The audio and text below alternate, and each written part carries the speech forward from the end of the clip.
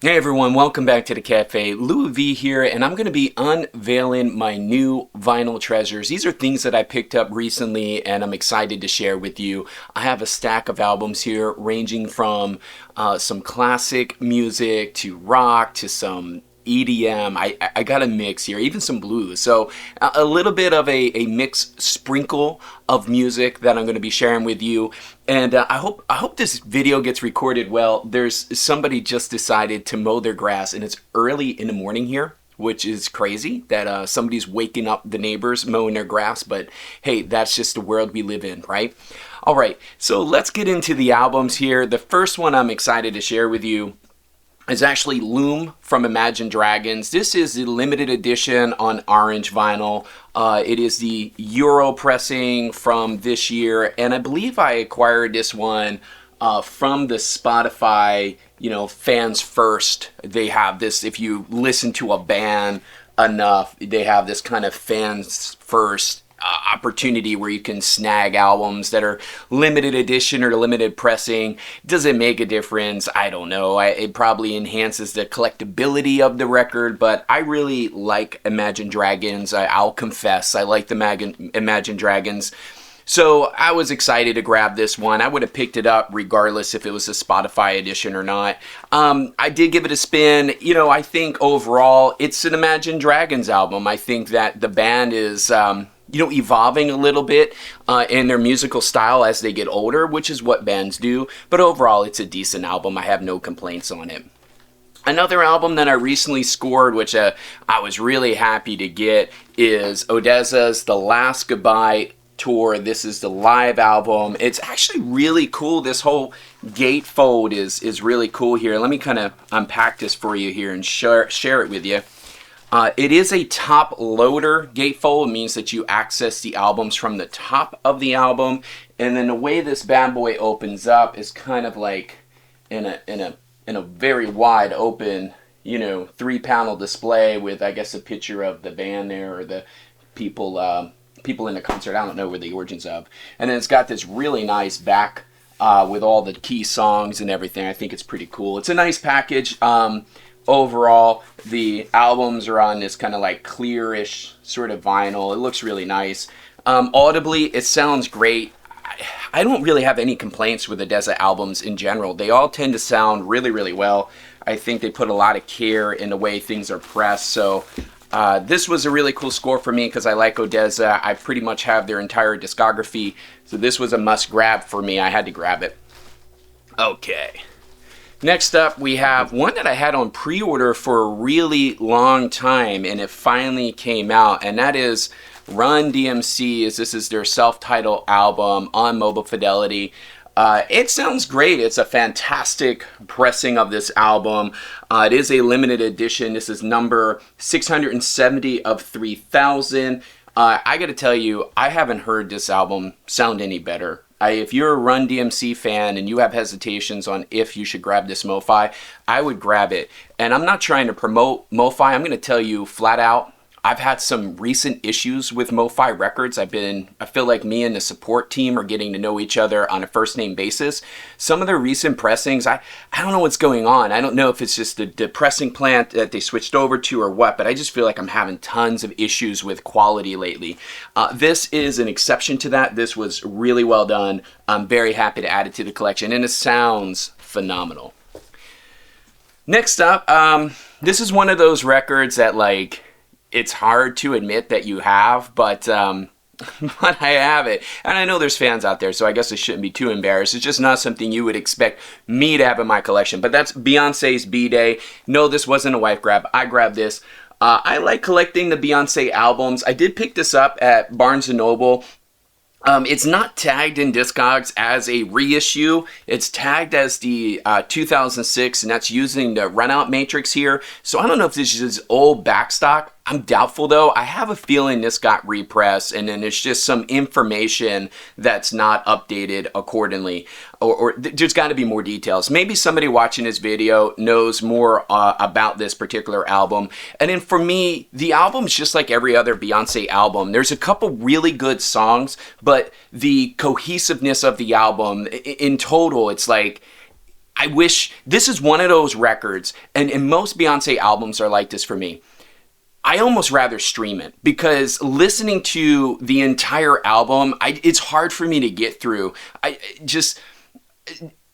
I'm going to go back on this. I said it before and I'm going to say it again. There's a reason why Beyonce has never won Album of the Year. It's because she creates great hits, but I just think she fails to put together a top-notch album from start to end. I feel like that's one as well. Now, this is obviously an older release. It's from 2006, so a lot has changed from that. And I know there's a lot of diehard Beyonce fans out there that are going to strongly disagree with me. I just want an album that I can listen to from start to end, feel like I have a story, feel like there's some cohesiveness to it, that is well put together, that thought came into how the tracks lay out, etc. I just don't get that on Beyonce albums. But I'll give you an example of an album that is done that way, and that's Aaron Neville's. This is Warm Your Heart, 2 LPs, limited edition, 180 gram vinyl, analog productions from Acoustic Sounds is where I grabbed this bad boy, and it is phenomenal. This is a damn near close demo record for me. I really love the vocals here. It's got tracks that you're gonna know, that you've heard before. If you're looking for something that you're familiar with but might be new to you, that has just amazing vocals, amazing mastering, that sounds phenomenal. When you drop the needle, you're gonna blow people away. This is the album. I would highly, highly recommend getting this. This is one of my brightest finds recently, or snags, I should say, because it's hard to say it's a find when I just went online and bought it. But it was recommended to me to pick up because it sounds phenomenal, and the recommendation was solid. This is a great sounding record, and is easily has moved up to one of the albums now that I use to show the system. I've had it for a little while now. I just haven't shared it on the channel, but it sounds wonderful if you haven't got that already. Okay, for my country fans out there, I got a little Willie Nelson. This came in as part of the, the Atlantic 75, which I'm a subscriber to. My limited edition here, right? These are limited editions, aren't they? I don't know. Yeah, they are. Number 361. This is, sounds great. Willie Nelson, Shotgun Willie. I mean, if you love the album, you're going to love this pressing. It's done extremely well. I got to tell you, all of the AP75 pressings are phenomenal. And you know that because you watch YouTube. I'm not the only channel that you watch. You watch YouTube. You know everybody says they're fantastic. I think the only kind of questionable pressing was Television's Marquee Moon, which has been beat to death on the internet.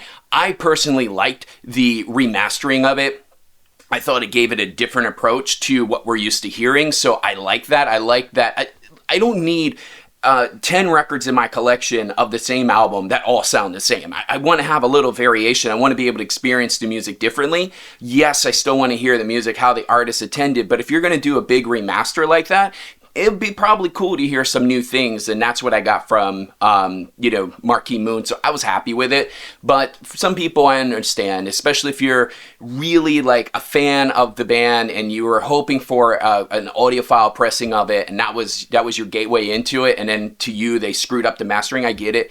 Willie Nelson's not that way. It's done fantastically well. I'm happy with it. I'm not a big Willie Nelson fan, by the way. I'm not really a big country fan. I actually like more folk music and more blues music than I do country music. I don't know why that is the case, but that's just me. Country is one of the smaller sections in my collection. It grew over time because of VMP's kind of year of Dolly Parton. So now I have like tons of Dolly Parton records because of that. But if it wasn't for that, it would definitely be one of my smaller categories. Anyway, you don't need to know about the size of my collection. You just want to know what the heck did I buy. How about this one? This is The Dip. This is an album, so the title of the album is Love Direction, and I gotta tell you, this is an album I've went in and purchased. This is from the Magnolia Record Club. It's a limited edition. I believe it's an alternative artwork here, something that's specific to the Magnolia Club, and I gotta tell you, I don't hear a lot of grumblings or actually mention of Magnolia Club on the internet. One of the subscribers on this channel recommended it to me a little while ago. I've been a subscriber since, and I got to tell you, one of the best benefits is that I get records delivered to me that are affordable, that sound great, that are a little bit different, right? You're getting alternative artwork, or you're getting an alternative pressing, something that makes it feel like being part of the club. You're getting special treatment. And it's records I typically wouldn't buy, but they all sound great. They all sound fantastic. It's like discovering new music. It brings me back to those days. I'm sure people will appreciate this, but you used to have like the Columbia House, where you would sign up and it would give you like, 100 free CDs just for checking a box. And, of course, everybody said they're 18 years or older, even though you were like 12. But you would get a whole bunch of CDs and then cancel right after, and you were able to keep the CDs. I'm not saying game the system. I'm just saying this is what we did when we were childs, right? Like when we were kids, I gamed the system. I admit, I'm sorry, Columbia. I probably owe you some back due money there. But anyway, it reminds me of that. It reminds me of like the new album coming in every month, and then you have a choice if you want to keep it or not. Now, this is a little bit more up to date, right? Now you make a decision before the record gets to you if you want to swap it, or if you want to get credit or something of that nature. The other cool thing about the Magnolia Club is that you can easily add on to your order, and a lot of the add-ons are like $25, which is really, really reasonable for a new record these days. You just don't see a lot of new records priced in the 20s on a regular basis, but the Magnolia Club is offering those records at that price point. I'm not trying to oversell the club. I do. You're going to say, oh, well, you have a link to sign up in your description. You're right. You could save $5 if you click my link. Wow. That's massive, right? I mean, it's not going to make anybody's decision. In fact, I don't even think anybody's ever clicked any of those referral links, my VMP or Magnolia, because I sure in heck hasn't got any credit. So I'm not trying to sell it for that, but I'm just telling you, if you want a good club, I know that there's some clubs right now, and I'm not going to mention names, that a lot of people are frustrated with because of price hikes or shipping concerns, etc. And I'm not picking on one. There's multiple that have done this. If you want something that's still reasonable, still affordable, gonna get good music, Magnolia Club, all the way. All the way, all the way, all the way. Okay, this is one I scored at my local. It actually, somebody came and traded it in, and then I saw it, and it was in mint condition, and I had to grab it. This is Third Eye Blind, Dopamine. This is from 2015, and it is in wonderful shape. Like I said, this is a pre-owned record, but when I got it, it just never looked like it was ever played. It looked like somebody bought it. Maybe they were a fan. It's on white vinyl. Maybe they were a fan and just picked it up for the heck of it, and that was it. So this was a really cool find for me, something a little bit unexpected, especially from my local. They don't get a lot of records like this in their collection, so when I was able to snag that, I was super happy to pick it up. All right, the next album is the album that I am the most excited about. This is, to me, I have a lot of great albums I'm going to share with you. I still have, 8 more to show you, but this is the one, to me, is the star of the show. I've listened to this album already about 6 times, and I can't get enough of it. I really, honest to God, I can't get enough of it. And this is Keb Mo's Suitcase. This is from 2006. This is the Pure Pleasure Records. This is the one to get. This is the audiophile version of this album, and it is phenomenal. The whole album is phenomenal. If you just want some songs to pick, I'm a Hero and Suitcase are 2 fantastic songs to play from here. They're the track B1 and B2 on this album. But to me, this whole record is well put together. It tells a story. It has that cohesiveness that we were talking about earlier. This is just amazing. And in fact, if you're not into blues, or if you're open to experimenting with blues and you haven't heard of Keb Mo, do yourself a favor and do your music collection a favor. Grab some of his albums. He's got some fantastic albums out there. I was spinning Oklahoma last night. Sounds amazing. Great songwriting. I mean, this is a real artist, in my opinion. A real artist that puts their heart and soul into the music they create, and then cares about the quality of the sound when it gets released. Keb Mo's on tour right now, depending on when you watch this video. and it looks like I'm going to be out of the area when he's in town. I don't know if I'm going to have a chance to get to see him play live. The other concern is, and I feel like this is across the board, I don't think ticket sales are doing too well. And he's not the only artist I think are suffering from ticket sales. Personally, I could tell you why ticket sales are low is because of the freaking companies charging ridiculous amount of money to go see a live artist. When you add up all the fees and all the other crap and then parking and all this other stuff, it is just becoming way too expensive to go see your favorite bands play live. And it's very unfortunate. So hopefully somebody dismantles the monopoly and we can get back to reasonable ticket prices. But rant over. All right. Lamontagne. I always suffer saying his last name, but I actually really love Ray's work. This is Till the Sun Turns Black. I already have this album. I have a different cut of it. This is the Ray Janis cut, which is, this is the hi-fi sound or whatever version of it. And yeah, Ray usually cuts from digital. That's what he's known for. Let me take it out of this reflective thing. That's what he's known for. I can tell you though, when I compare this with the other cut, this definitely sounds better. It's more dynamic. It's more engaging. The other pressing, first off, it's a bad pressing. It's noisy. It's poppy. You could run it through your ultrasonic or give it a good clean. It's still going to be a just crappy sounding record. And then the other side is just not as dynamic as that one. That to me is, if you're looking for a good pressing of Till the Sun Turns Black, get yourself the Ray Janis cut. It has RJ in the dead wax just so you can confirm it. It's from 2008, US pressing. It's phenomenal. All right, another one. This is I got this at a local as well.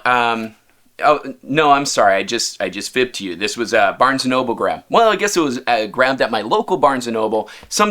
These are one of the records that I kind of, and it makes sense because I grab a lot of these types of records at Barnes & Noble because you can't go wrong. This is the original jazz classics. This is Tony Bennett and Bill Evans. And what's really cool, it's Bill on the piano and Tony on the lyrics, man, and they just go at it. It is an awesome, awesome, awesome record. And it's such a rarity, right?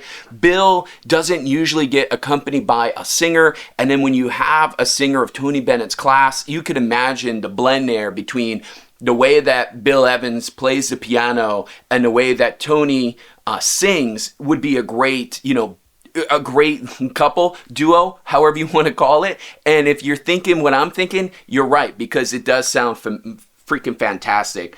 This is cut from the original master tapes, Kevin Gray Coherent, 180 gram at RTI, and it is a wonderful sounding record.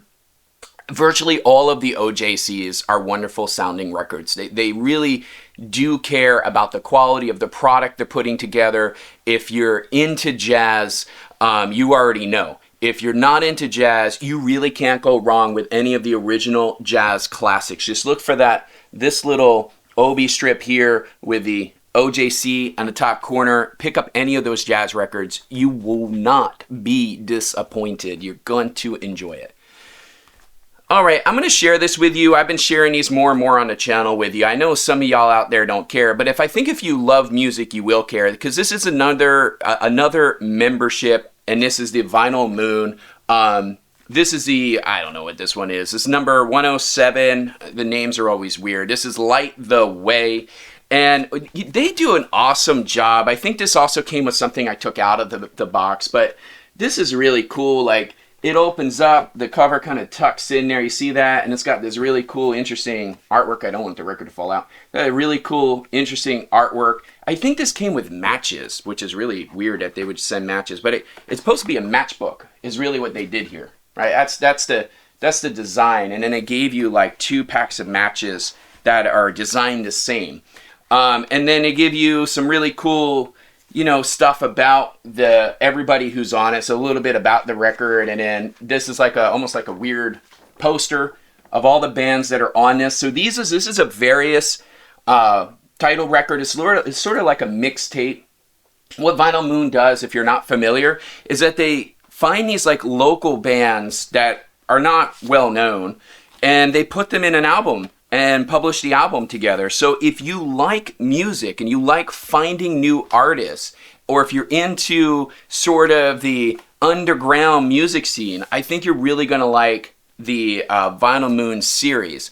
I've discovered so many new artists through this series that I had no idea about until I actually spun the record. That's why I keep my membership. I keep my membership because of discovering new music. And it's music from all over the world, by the way. When I say local bands, I'm not talking about, some little backyard band in the States. They have those too, but you're getting bands from Sweden, Germany, London. I mean, it's all over the world, and they're basically these just small, like, local bands. So a lot of the music you get pressed on those records haven't been pressed before because it's a local band. They don't have the money to publish an album. So it's just a really cool way to discover new music. Do they have things like delays, and is shipping always 100%? I have less shipping problems with them. I think since I've been a member, I've had maybe one record that was shipped screwed up.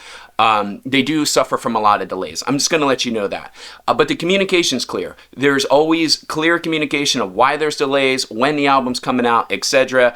So I think that's really cool. And sometimes if it's really delayed, they'll upgrade you to the limited edition version or pressing of it. So their customer service is fantastic. They are a small, membership company, but I think they're doing the right things, and I really hope that they continue to last and people find out about them, because I don't know, I like supporting local artists, and this is one way I can do it, and I can support local artists worldwide by being a member of this club. So for me, I don't know, maybe it just makes me feel like I'm a better person. I probably has really no cred in the real world, but I like it and I enjoy it, and I wanted to share that with you. All right, the next up is Kanye West. This is 808 and Heartbreaks. This is Deluxe Collector Set, and this one's different. So this is from 2014, but was really interesting, and it comes with a CD and everything, and 2 full-length LPs, plus a full CD, double-sided poster, lyric sheet. What was interesting about this particular one was that it's new. When I put the runouts in Discogs on this, there was no mention of this particular pressing, and I was thinking, oh, okay, well, maybe somebody, sometimes it's just a new stamper or something, and you just have to figure out where it belongs. The labels on the records on this one are completely different than any of the labels on any of the existing listings. So this was a brand new, undocumented listing on Discogs. Audio quality on it, I'm not a terrible fan of it. I think it's, I don't know, it sounds compressed to me. It's probably how it's meant to be, right? A lot of times artists will want their songs, to be more compressed. That's just kind of a style that they're going for. To me, it's too compressed to really enjoy. I don't know. The hit songs in the album all sound fantastic. Just the other songs just seem to be mastered in a way that, again, just doesn't make me enjoy the complete album. It's like the Beyoncé album. I like the hit songs from it, but the cohesiveness of the album just falls apart for me. All right. Songs for Distinct Lovers, Billie Holiday. This is the Acoustic Sound series.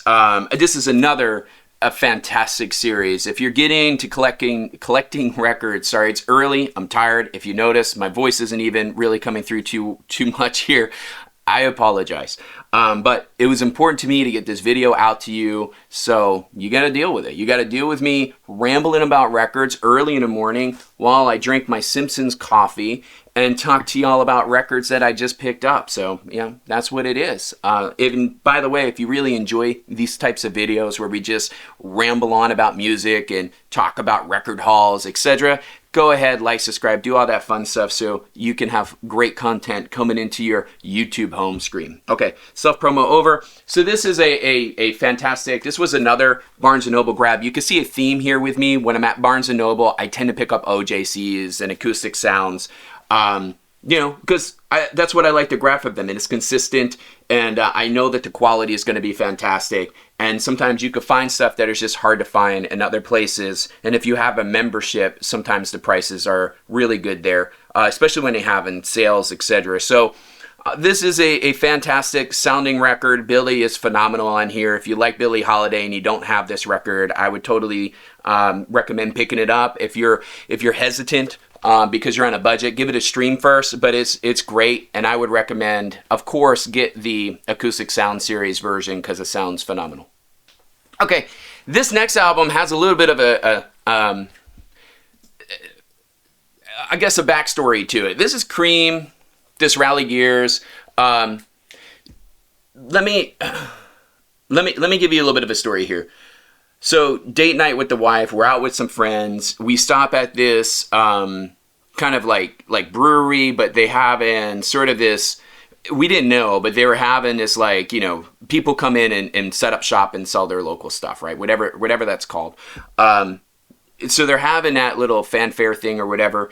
And inside of the brewery, there's a record guy. And he's got like a L-shaped table, long L-shaped table, and he's got records. And most of the stuff, priced a little bit on the pricier side. But he's I don't want to say that. He's not a private collector because he does sell kind of on the side, almost like a full-time side gig, a side hustle gig. So there's that. But this stuff is not priced. It's not priced competitively. A lot of the stuff has a premium, and then he had two boxes of these like grails. I think he literally called grail boxes, and all that stuff that were in the grail boxes were just sort of the hard to find stuff. And I was getting to talk to him, and apparently the guy is friends with Dylan at Noble Records, goes up there all the time and buys some records from Dylan, I guess in bulk, and then brings them down to Raleigh to resell. And this is one of them. So this was actually sitting at Noble Records, found its way to Raleigh. And then I ended up picking it up at a fair price. I think I was more on the top end of Discogs, to be honest with you, so I probably overpaid. But I like supporting local folks, and I knew that I was maybe paying on the higher side when I picked it up. But this is a 1988 Japan release of the album, and it sounds phenomenal. Really happy with it. I think on Discogs they kind of gave this a weird rating. Like I don't think it's got like a super high rating. But I thought it sounded great. I don't know. Maybe just my system. Maybe maybe I ultrasonic cleaned it. Whatever the case is. I don't know. I thought it sounded great. I was really happy to get my hands on this. And I like the backstory to it. I know there's a lot of fans that are, into vinyl that watch Noble Records. And I think it's cool that, kind of the separation, right? The connecting of this was sitting at Noble Records. Nobody bought it. Ended up, this dude bulk bought it. And then I ended up picking it up. So I just thought that was a cool story to share with y'all. Now, if he's BSing me, I don't know. I don't know the guy. So I don't know. Anyway, how about Enya? You remember Enya? This is Watermark. This was, where did I pick this up? I think I picked this up at Needle in the Groove in San Jose, I think is where I grabbed this one. This is from 1989 on Griffin Records. And, Enya, Enya was a big deal a while back, like a really big deal. People absolutely loved her. She came with a new approach to music. Her whole like choir-like vocals just really took off, and she became really popular. And then I don't know what happened. I guess with a lot of artists, they just kind of disappear.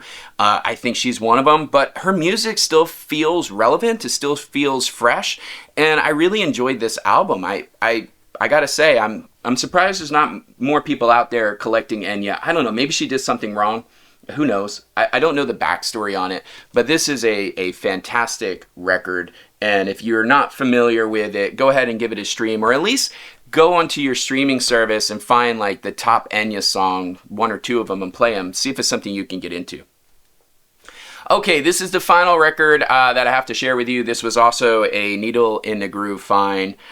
This is a little bit... Most of you are not going to be too impressed, especially if you're a record collector. I'm gonna let you know now. This is a personal record for me. This is something that was nostalgic of my childhood. I'm gonna tease it a little bit here. A very popular video game that I played as a child. I can't tell you how much. And then I replayed even as I got older. I kept finding new ways. Even when I couldn't play it on the system that I used to have, I would try to find new ways to play it. And the music score is, to me, one of the best soundtracks to a video game, right?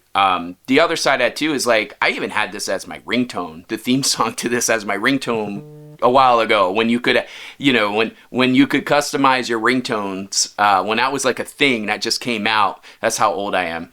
I remember choosing this. This was my song, and I think I paid like, I don't know, $1.99 or $2.99 or whatever it was to be able to have the song on my phone. Anyway, enough teasing. This is the Final Fantasy 7. This is the soundtrack. This is the original soundtrack and the remade soundtrack put together on a fantastic, let me show you. This is a fantastic little thing here. So it has a little OB strip, and we'll get rid of that. And then this sort of slides out, so you have this like slide cover. And then look at how glossy and cool it is. It's all three-dimensional. Very, very cool. And this is picture disc here. So you get this whole big fold out. Woo! Look at that. Paper with all the stuff here. Really cool, man. If you're into video games or you grew up playing this game, I think you're gonna understand the nostalgia point of this. I don't buy a lot of soundtracks, especially from video games, right? Just because why, to me? I mean, I don't know. It's something I kind of was really into when I was younger. Don't really play that much anymore. But this was just one I had to grab. I've never seen it before. Maybe it's common. I don't know. It's from 2020, I think it is. So, it's a Europe pressing as well. But I don't know. I just thought it was super cool, and I wanted to share that with you. But that pretty much sums it up, guys. That is the records that I have to share with you today. I hope that you really enjoyed it. I have another stack of records that I'm still getting through listening to, so more content on the way. I hope to see you on the next video.